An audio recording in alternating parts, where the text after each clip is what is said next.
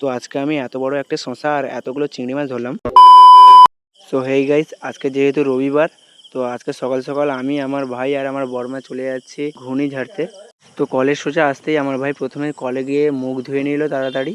আর এদিকে আমি আর আমার বড়মা নেমে গেলাম মাঠে। তো মাঠে নেমেই দেখলাম যে দুই পাশে রোয়া কমপ্লিট হয়ে গেছে। এদিকে সূর্য মামার তেজটাও তোমরা দেখো। তোমরা একটু লক্ষ্য করলেই দেখতে পাবে যে মাঠে ফাটল ধরে গেছে জলের অভাবে। আর আমি হলাম একজন চাষি বাড়ির ছেলে।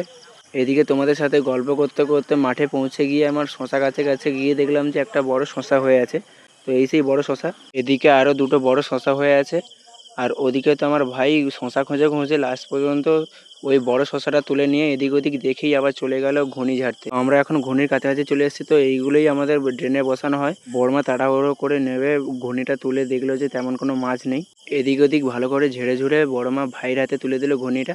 আর ভাইও অপেক্ষা না করে তাড়াতাড়ি করেই ঘুনিটা ঝেড়ে নিল। এই দেখো কত বড় চিংড়ি মাছ। এইগুলো শুধু চিংড়ি মাছই পড়ে। তো এগুলো হলো একটা ঘুনি ঝাড়ার মাছ।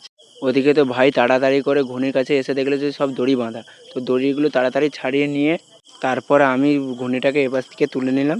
তো তুলে দেখলাম যে তেমন কোনো মাছ নেই। তো তাড়াহুড়ো করে ঝেড়েই দেখলাম যে এই সব টোটাল মাছ। তো ভিডিওটি কেমন লাগলো কমেন্ট করে জানিও।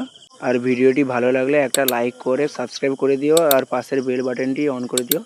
দেখা হচ্ছে পরের ভিডিওতে।